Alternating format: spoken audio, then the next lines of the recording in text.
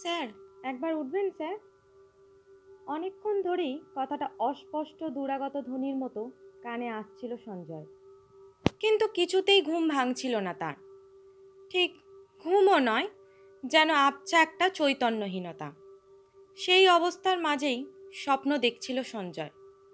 কি যে স্বপ্ন ঠিক বুঝতে পারছিল না। প্রাচীন যুগের কোনো এক স্বল্পবাস উন্মুক্ত বক্ষা এক নারীর স্বপ্ন।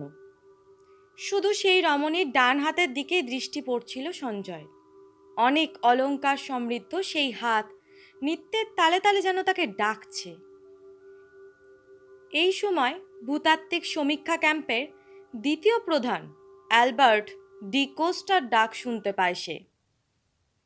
চোখ মেলে সঞ্জয় দেখল ডি কোস্টার মুখ।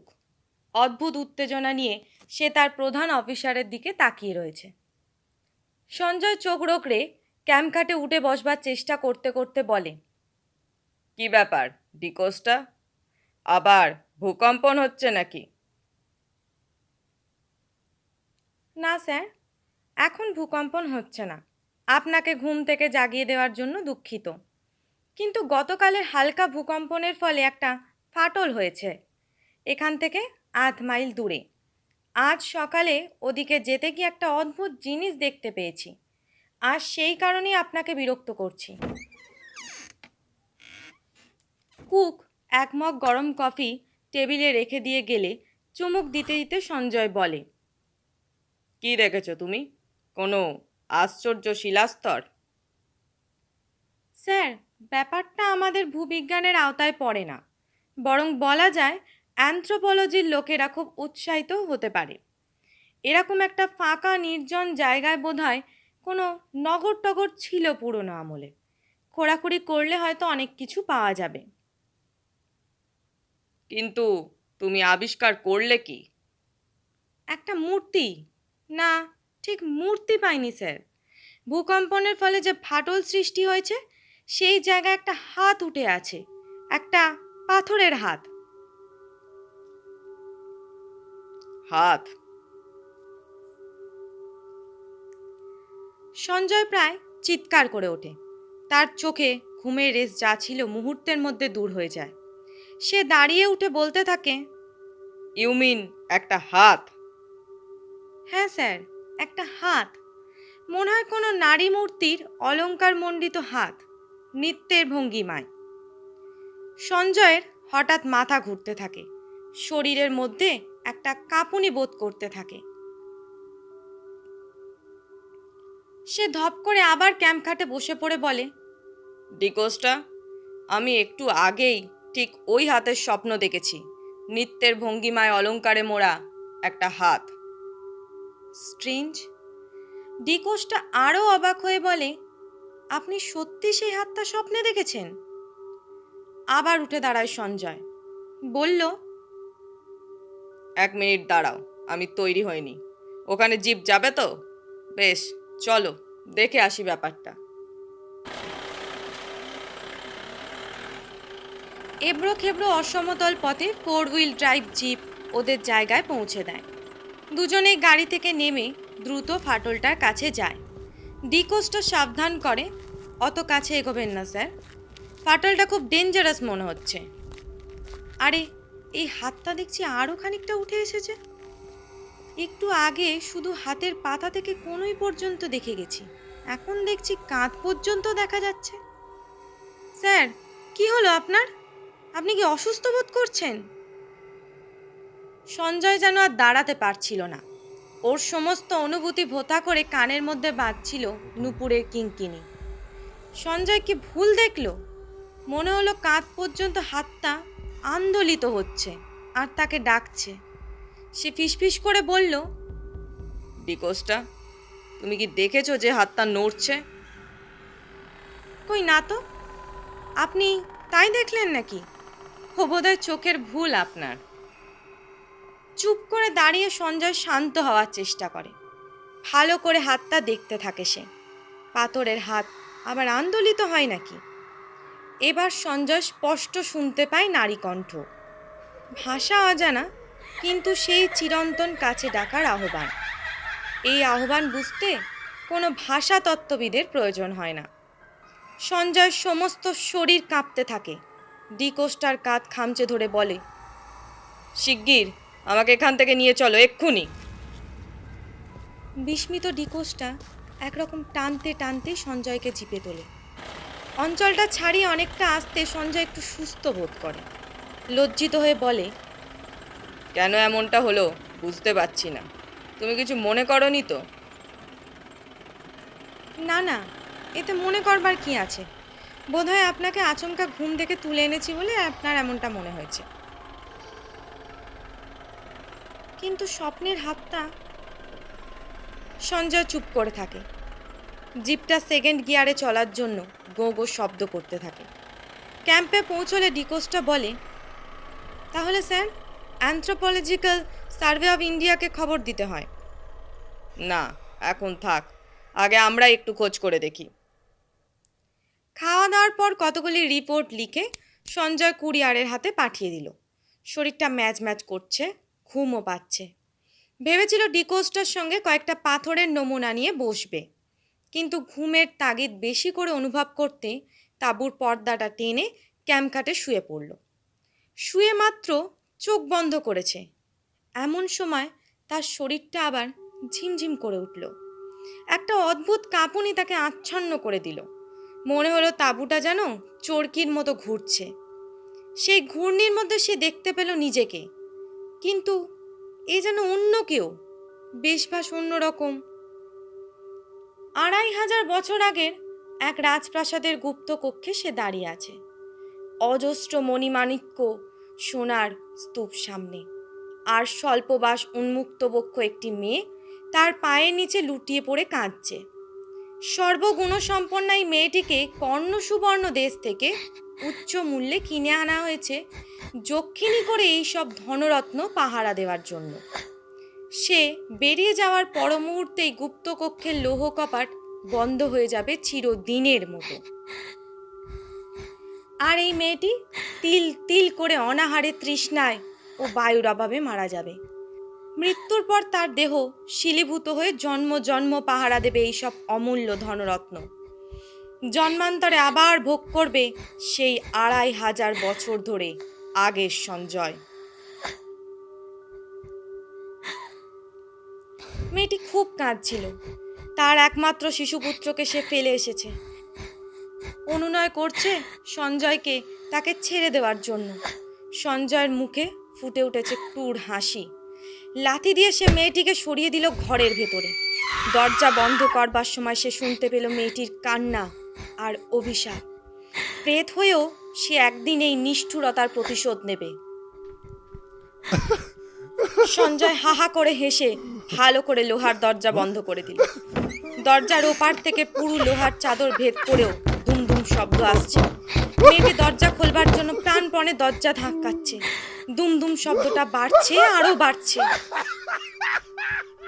সঞ্জয়ের ঘুম ভেঙে গেল। সত্যি কোথা থেকে দুম দুম শব্দটা ভেসে আসছে?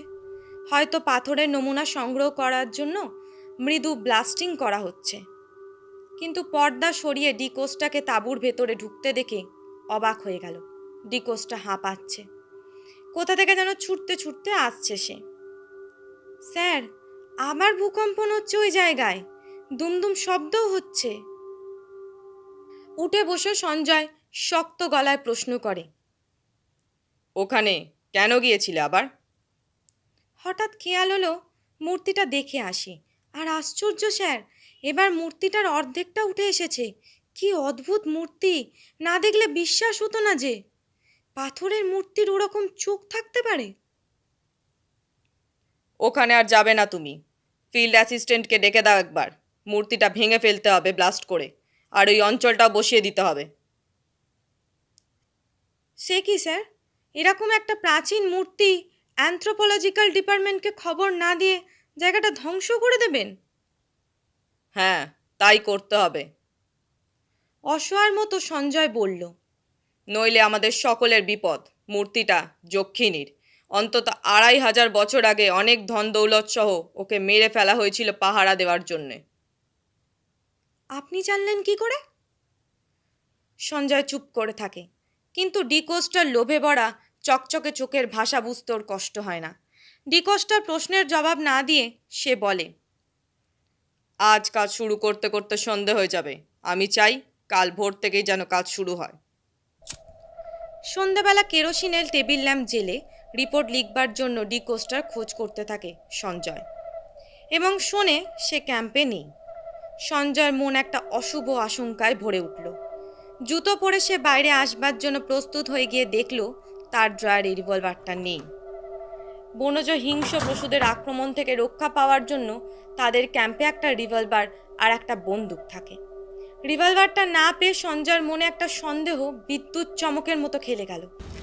তাড়াতাড়ি বাইরে এসে দেখল যেখানে জিপটা থাকে সেখানে ওটা নেই। যাতে স্টার্ট হলে শব্দ না হয় সেজন্য ইঞ্জিন বন্ধ অবস্থায় ঢালু পথে অনেকটা নিয়ে গিয়ে তবে গাড়িটা চলেছে। একবার ভাবল সে সবাইকে ডেকে জানায় পুরো ব্যাপারটা, কিন্তু তা না করে সেই ঢালু পথ দিয়ে সে দ্রুত হাঁটতে লাগলো। সেদিন বোধহয় পূর্ণিমা ছিল। আকাশে চাঁদের আলো স্রোতে সঞ্জয়ের পথ চলতে কষ্ট হচ্ছিল না। এইটুকু পথ যেতে আর কতক্ষণই বা লাগবে। চাঁদের আলোয় উঁচু হয়ে ওঠা পাথরের টুকরোগুলো আর তাদের ছায়া ভুতুড়ে পরিবেশ তৈরি করেছিল। হাঁটতে হাঁটতে সেই জায়গায় পৌঁছে থমকে দাঁড়ালো সে।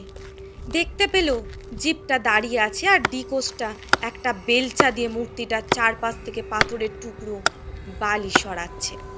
মূর্তিটা একবারে সম্পূর্ণ দেখা যাচ্ছে। হ্যাঁ, এই সেই যক্ষিণী মূর্তি।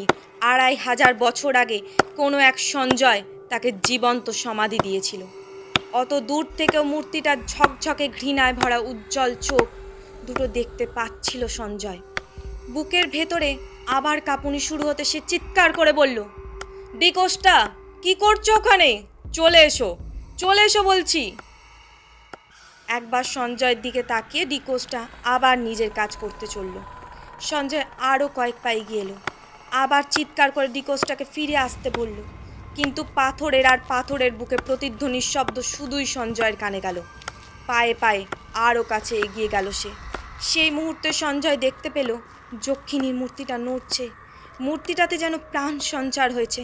চিৎকার করে সে ডাকলো, ডিকোস্টা, পালিয়ে এসো, নইলে তুমি মরবে।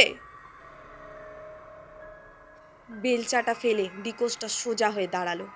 চাঁদের আলোয় সঞ্জয় দেখতে পেল তারই রিভলভারের নল উদ্ধত হয়ে আছে ডিকোস্টার হাতে। পাহাড়ে প্রতিধ্বনি তুলে ডিকোস্টা বলল, আর একদম এগোবেন না ডক্টর সঞ্জয়।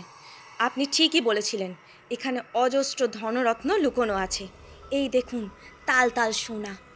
হ্যাঁ হ্যাঁ, এগুলি আমি একাই ভোগ করব। কেউ এর অংশ পাবে না। আপনি চলে যান। আপনার বুকে আপনারই রিভলভারের গুলি বসাবার মতো টিপ আমার আছে। আজ রাত্রির মধ্যেই সকলকে নিয়ে ক্যাম্প ছেড়ে চলে যাবেন, নইলে আপনার এবং দলের লোকেদের মৃতদেহ এইখানেই পড়ে থাকবে। ডিকোস্টা, তোমার মাথা খারাপ হয়ে গেছে? ওগুলো যক্ষিণীর আগলানো ধন, ছুঁয়ো না, তোমার ভীষণ বিপদ হবে। পাহাড় কাঁপিয়ে হাসলো ডিকোস্টা, বলল, কুসংস্কারে আমার বিশ্বাস নেই। আপনি চলে যান, যান বলছি। কয়েক মুহূর্ত অনড় হয়ে দাঁড়িয়ে থাকে সঞ্জয়, আর তখনই দেখতে পায় যক্ষিণীর মধ্যে যেন প্রাণ সঞ্চার হয়েছে। পাথরের শরীরটা যেন দুলে উঠল। মূর্তিটা এগিয়ে আসতে চাইছে, আসছে, এগিয়ে আসছে। শেষবারের মতো চিৎকার করে বলল, ডিকোস্টা, তাকিয়ে দেখো, যক্ষিণী প্রাণ পেয়েছে, পালিয়ে এসো, পালিয়ে এসো। তখনই একটা কাঁপুনি অনুভব করলো সঞ্জয়। মাটি কাঁপছে, আবার ভূমিকম্প শুরু হয়েছে। সেই কাঁপুনি ডিকোস্টাও টের পেয়েছিল। প্রচণ্ড ভয়ার্থভাবে সে ছুটতে শুরু করেছে। ছুটতে ছুটতে সঞ্জয়ের মনে হলো পেছনে যেন অনেক কিছুই ভেঙে পড়ছে। বিরাট বিরাট শব্দ করে পাথরের বুকে চির ধরে যাচ্ছে। দুমদুম শব্দে গুঁড়িয়ে পড়ছে সব কিছু। আর কিছুক্ষণ ছুটবার পর একটা পাথরে হোঁচট খেয়ে সঞ্জয় পড়ে গেল, আর সঙ্গে সঙ্গেই জ্ঞান হারালো। জ্ঞান ফিরলে সঞ্জয় অবাক হয়ে তাকিয়ে দেখল সে একটা হাসপাতালে বেডে শুয়ে আছে। জিওলজিক্যাল সার্ভের ডেপুটি ডিরেক্টর ডক্টর জৈনের মুখ তার দিকে ঝুঁকে আছে। ডক্টর জৈন হেসে বললেন, যাক, তোমার জ্ঞান ফিরে আসাতে আমি খুব খুশি হয়েছি। বাবা, যে অবস্থায় তোমাকে উদ্ধার করা হয়েছে সমস্ত জায়গাটা ভূমিকম্পে তছনছ হয়ে গেছে। খুব বিপজ্জনক অবস্থায় থাকার ফলে ক্যাম্প আপাতত গুটিয়ে আনা হয়েছে। স্যার, থাক, কথা বলো না, পরে সব শুনবো। স্যার, ডিকোস্টার খবর কি? একটা নিঃশ্বাস ফেলে ডক্টর জৈন বললেন, ওকে কোথাও খুঁজে পাওয়া গেল না। একটা জায়গায় এমন বড় বড় ফালি আর বিরাট বিরাট গর্ত হয়েছে, মনে হচ্ছে ওখানেই ও হারিয়ে গেছে। কোনো মূর্তি পেয়েছেন আপনারা? মূর্তি? আরে না, ওসব জায়গায় এখন যাওয়াই দুষ্কর। শুধু দুঃখ হচ্ছে ডিকোস্টার জন্য, বেচারা খুব কাজের লোক ছিল। মুখ ফিরিয়ে দীর্ঘ নিঃশ্বাস ফেলে সঞ্জয়। ভালোই হয়েছে। ডিকোস্টা ছাড়া দ্বিতীয় ব্যক্তি কোনোদিনই জানতে পারবে না যে ওখানে কত ধন ঐশ্বর্য লুকোনো আছে। সমাপ্ত। আমাদের আজকের গল্পটির নাম যক্ষিণী, প্রসাদ সেনের লেখা। আশা করছি গল্পটি তোমাদের ভালো লেগেছে। যদি ভালো লেগে থাকে তাহলে অবশ্যই লাইক, শেয়ার আর কমেন্ট করো। আজ চলি তাহলে, টাটা।